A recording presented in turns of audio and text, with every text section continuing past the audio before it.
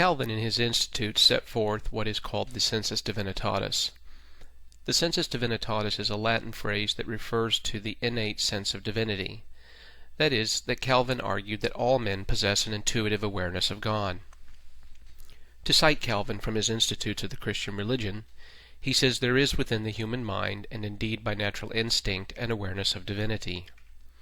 At another place he says there is no nation so barbarous, no race so brutish, as not to be imbued with the conviction that there is a God. Since then there never has been, from the very first, any quarter of the globe, any city, any household even, without religion. This amounts to a tacit confession that a sense of deity is inscribed on every heart. And then probably Calvin's clearest citation, where he says, men of sound judgment will always be sure of this, that a sense of divinity which can never be effaced is engraven upon human minds. Even the recalcitrants of the impious, even though they struggle furiously, are unable to extricate themselves from the fear of God, is abundant testimony that this conviction that God exists is naturally inborn in all, and is fixed deep within, as it were, in the very marrow. The scriptural teaching for Calvin's teaching on the Sensus Divinitatis is set forth in several places. The first one would be Genesis 1:26 and 27, which sets forth what is called the Imago Dei, that is, that man is made in the image of God.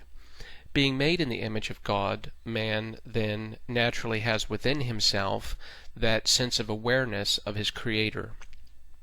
2. God has set eternity in the heart of every person, so that he thinks about God and things eternal, and this is taken from Ecclesiastes 3:11. And the third and probably strongest scriptural support is found in Romans 1:18 through 20, which says God is evident within all mankind and clearly seen through what has been made. To quote Romans 1:18 through 20, and this is the Apostle Paul who writes, he says, "For the wrath of God is revealed from heaven against all ungodliness and unrighteousness of men who suppress the truth in unrighteousness." And just a quick point here, it's not that there's anything wrong with the truth as God has revealed it, it's that men suppress the truth. Verse 19, because that which is known about God is evident within them, for God made it evident to them.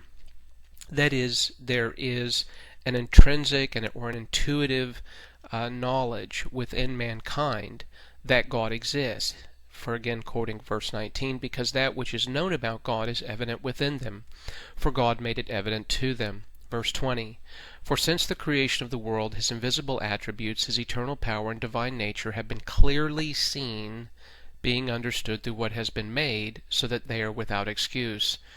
So again, it's that God's revelation is clearly seen, that it is evident within them because God himself made it evident to them.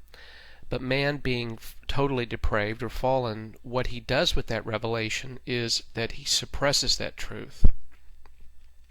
So this is the basic presentation on Calvin's teaching on the Sensus Divinitatis, and I'll leave it there. Thank you very much, and have a good day.